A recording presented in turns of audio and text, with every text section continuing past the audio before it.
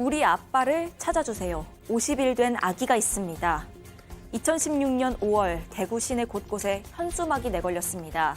한 건설업체 사장이자 2달 전 늦둥이를 본 아버지 김모 씨를 애타게 찾는 내용입니다. 5월 8일 거래처 사람들과 골프를 치고 술과 함께 식사를 한 게 김 씨의 마지막 행적. 마지막까지 함께 있었다는 회사 전무는 밤 9시쯤 댁 근처 정류장까지 사장님을 태워드렸어요. 이렇게 얘기하는데요. 사업도 잘 풀리던 도중에 집안의 경사까지 얻은 그야말로 남부러울 것 없던 사장님의 갑작스러운 실종. 대체 무슨 일이 있었던 걸까요? 오늘 사건연구소는 건설사 사장 실종 사건을 따라가 봅니다. 자, 정말 잘 나가던 건설업체 사장님이 하루아침에 어떻게 보면 실종이 된 겁니다. 가족들 얼마나 당황스럽고 걱정이 됐을지 참 가늠이 참 안 되는데, 자, 어떻게 된 일인지 설명을 좀 해주시죠. 네, 일단 김 씨가 실종된 날은 2016년 5월 8일입니다. 김 씨는 대구에서 중소건설업체를 운영하고 있었는데요. 48살 가장이었습니다. 김 씨가 운영하던 업체는 직전까지 공사도 굉장히 좀 많이 수주를 했고 빚도 없는 그야말로 건실한 회사였습니다. 게다가 얼마 전에 늦은 나이에 아이를 봤습니다. 그래서 집에는 생후 50일 된 갓난아기가 있었고요.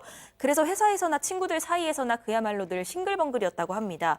그러니까 김 씨가 가출할 이유는 전혀 없는 상황이었습니다. 그런데 또 실종 상태가 일주일 넘게 이어져도 금품 요구하는 전화 이런 것들도 오질 않았습니다. 그러다 보니 행방을 도저히 알 수가 없는 상황이었고 가족들도 저렇게 현수막을 내걸면서 김 씨를 애타게 찾기 시작합니다. 일단 마지막으로 목격된 날 골프를 치러 나갔다고요? 네, 그러니까 거래처 사장들 그리고 직원들과 함께 경북 경산에 있는 쪽으로 골프를 치러 갔다고 합니다. 골프 치고 뭐 늘 그렇듯이 거래처 분들하고 같이 저녁 식사 술을 곁들여서 같이 했다라고 하고요. 거래처 사장들은 이제 대리기사분 불러서 건너가고 그 직원 중에 조모 씨라는 전무가 있었대요. 그 전무가 운전하는 차를 타고 대구로 돌아왔답니다.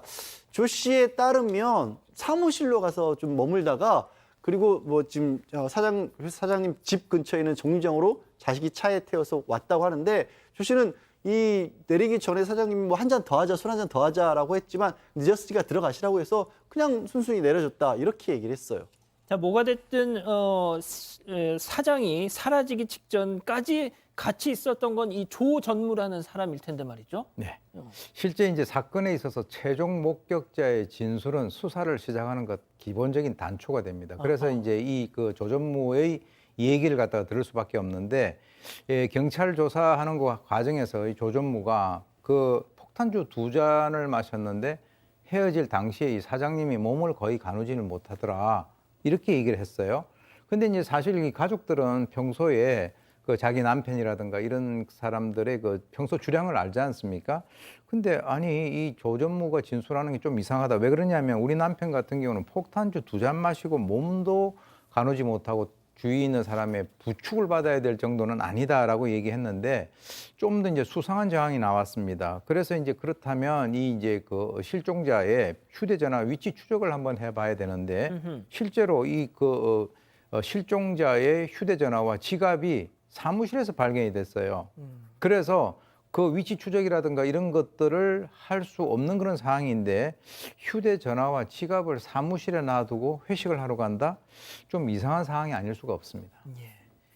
자, 박 변호사님. 네. 조 전무의 진술과 아내분의 이 얘기는 서로 상반된 상황이었습니다. 그렇죠. 조 전무가 좀 말하는 게 조금 이상했던 점들이 많이 있습니다. 처음에는 지금 실종됐다고 해서 여청계, 경찰서 여청계에서 하다가 형사계로 사건이 넘어갑니다. 왜냐하면 조 전무 말들이 좀 틀린 부분이 있었기 때문에 그런 것 같습니다. 특히 10시쯤에 그 대구 만촌동에 버스 정류장에 내려줬다고 하는데 CCTV를 암만 검색을 해봐도 그 시점에 이제 찾을 수가 없었던 점도 발견이 됐고요. 이 조 전무의 진술에 따르면 다음 날 청송에 자기가 갔는데 영천을 통해서 경북 청송으로 갔다라고 얘기했는데 이 검색을 좀 해보니까 중간에 이 영천에서 경북 가는 중에 주유소에 들렀던 점이 확인이 되고요. 주유소에서 삽을 빌리는 것으로 좀 확인이 됐습니다. 그거 말고도 인터넷에서 뭐 시신 부패라든지 이런 것들을 검색한 것도 확인이 됐고요. 또 공교롭게도 블랙박스 메모리도 그 당시에 파기가 됐다는 것 봤을 때 수상한 행적이 있는 게 아니냐 경찰이 의심을 한 것입니다. 양 변호사님, 저 정도면 거의 범인 아니에요?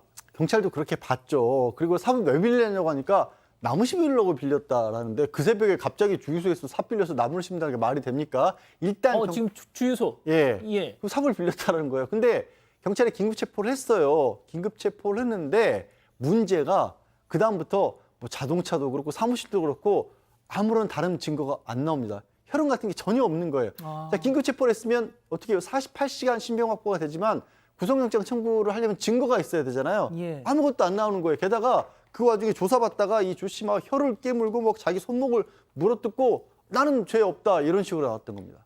자, 지금 주유소에서 삽을 빌리는 그 CCTV 영상이 지금 나오고 있는데, 자, 일단 시신부터 찾아야 되지 않겠습니까? 네, 그런데 휴대전화가 사무실에서 발견이 됐기 때문에 위치 추적도 사실상 무의미하고 마지막 행적도 없는 상황에서 시신 수색도 어려울 수밖에 없었습니다. 그러니까 수사팀으로서는 이게 시신 없는 살인 사건이 되는 것만은 막아야 해서 굉장히 애가 타는 상황이었는데 그러던 중에 이 조 전무가 드디어 입을 열기 시작합니다. 아하. 평소에 들고 다니던 숙취 해소제에 수면제를 타서 먹인 뒤에 살해했다 이렇게 자백을 했고요. 경북 군위군 주유소, 저 주유소 인근 야산에 시신을 유기했다고 진술을 합니다. 그래서 즉시 1,200명 인력이 투입이 돼서 수색을 시작을 했습니다. 그런데 여기까지 왔는데도 이 조 전무는 담당 형사한테 끝까지 가보자, 증거 찾아오면, 그러니까 시신 찾아오면 그때 입을 열겠다 이렇게 뻔뻔하게 응수했다고 합니다. 하지만 수색 끝에 야산 계곡에 안매장된 시신이 발견이 됐습니다. 자, 이 어떻게 보면 뭐 그렇게 수사 자체는 범인을 찾아내는 과정 자체는 어려운 것 같지는 않았는데, 자, 중요한 거 도대체 왜 그날 무슨 일이 있었던 겁니까? 식사하기 직전에 좀 얘기를 했지만 뭐 숙취 해소제를 마셨는데 거기에다가 수면제를 샀던 걸로 보이고요. 그래서 뭐 거래처 사장들하고 이 식사를 한 도중에 잠이 들었던 것 같아요. 잠이 들으니까 조 전무가 사장을 자신의 차에 태워서 자신의 집까지 간 뒤에 대리 기사는 돌려보냈고요. 그 이후에 잡는 사장을 태우고 직접 차를 몰고 사무실에 가서 회사 주차장에서 이 사장을 목졸라서 살해한 뒤 트렁크에 실었습니다. 또 그 다음에 뭔가 이동하다가 무슨 생각이 났는지 다시 차를 돌려가지고 휴대전화, 이 김 씨 사장의 휴대전화하고 지갑을 사무실 책상에 두고 내려왔고 다시 나왔고요. 아마 김 씨가 사무실에 들른 것으로 위장하려고 했던 걸로 보입니다. 또 알리바이를 만들기 위해서 자신이 아내한테 사장 보내고 지금 집에 간다라고 문자도 보내기도 했습니다. 자, 일단 완전 범죄를 꿈꿨던 것 같은데요, 교수님. 저 사람이 얘기하는 살인의 이유는 뭐였습니까? 실제 이제 자백을 하는 그 과정에서 이제 불안 증세를 보이고 뭐 본인이 필요하다, 뭐 필요하겠죠. 경찰에 이제 수사 압박을 하니까 자백을 하면서 뭐라고 얘기했냐면 범행 동기를 바로 이 사장이 회사를 위한 자기의 노력을 알아주지 않는다. 그래서 자기를 무시해서 살해했다. 또 처우 개선을 갖다가 해주지 않았다. 그래서 자기는 정말 새벽부터 일찍 나와가지고 밤늦게까지 열심히 일을 했고 또 지난해에 비해서 회사에서 어떤 그 수입 같은 것도 상당히 좋아졌는데 월급 인상을 해주지 않았다. 그래서 이제 불만이 있었는데요. 바로 이제 사장을 살해하기 직전에 본인이 이렇게 물어봤다라고 합니다. 그것도 뭐 우리가 신뢰는 할 수 없습니다만은 예. 나는 당신에게 어떤 사람이냐? 어허. 어떤 사람은 뭐 어떤 사람이에요? 전무죠. 예. 그래서 그렇게 얘기를 해서 자기는 격분했다는데 각자 인생은 각자 알아서 살아야 한다라고 하는 취지로 얘기를 해서 자기를 무시했다. 그래서 자기가 나중에 현장 검증을 할 때는 사장이 자신의 인생을 갖다 갉아먹었다. 본인도 거기서 월급 타면서 생활한 거 아니겠습니까? 뭔가 살해 동기가 좀 이렇게 이해하기가 어려운 그런 얘기를 하고 있습니다. 자, 일단 저 얘기만 그대로 들어보면은 피해자 탓, 고인 탓이잖아요, 그죠? 네, 맞습니다. 그런데 이게 유족들로서는 상상도 못한 그야말로 어안이 벙벙해지는 진술이었습니다. 왜냐하면 이 사망한 김 씨, 그러니까 사장이랑 조 전무는 원한 관계는커녕 오히려 의형제까지 맺을 만큼 굉장히 좀 사이가 좋았기 때문입니다.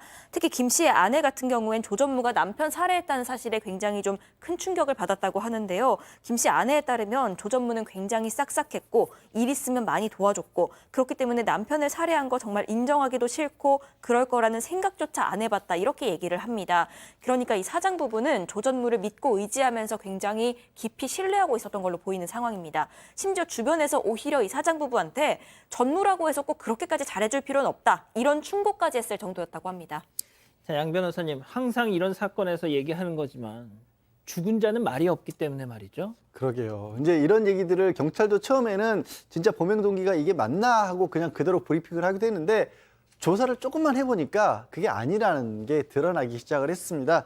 사실 이 조전무에게 빚이 굉장히 많았다고 하네요. 어허. 특히 피해자가 조 씨에게 주식투자금으로 한 2차례 걸쳐서 1억 4천만 원이나 빌려줬다라는 거예요. 공잣돈까지. 예, 그러니까 사실 그만큼 피해자가 신뢰를 했다는 거 아니겠습니까? 근데 이 조 씨 투자에 실패를 했고요.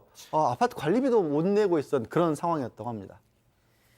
자, 제가 정리 말씀을 마지막에 교수님께 여쭤볼게요. 어떻게 보면 참 박 변호사님, 네. 은혜를 원수로 갚은 겁니다. 그렇죠. 네? 정말 가장 친한 사람인데 결국은 가장 친한 사람한테 죽음을 지금 안기고 자신의 어떤 빚을 청산하기 위해서 했던 게 아닌가 생각이 드는데 대구지방법원에서 이 같은 해 11월 살인죄 사체 은닉 혐의로 이 조전무 징역 25년을 선고했고 재판부 역시 피고인 죄가 매우 무겁고 비난 가능성 너무 크다. 유족이 엄벌을 탄원하기 때문에 이렇게 선고를 한다라고 했고요. 항소를 했지만 항소심에도 똑같은 결론이 났습니다. 자, 징역 25년이라 예.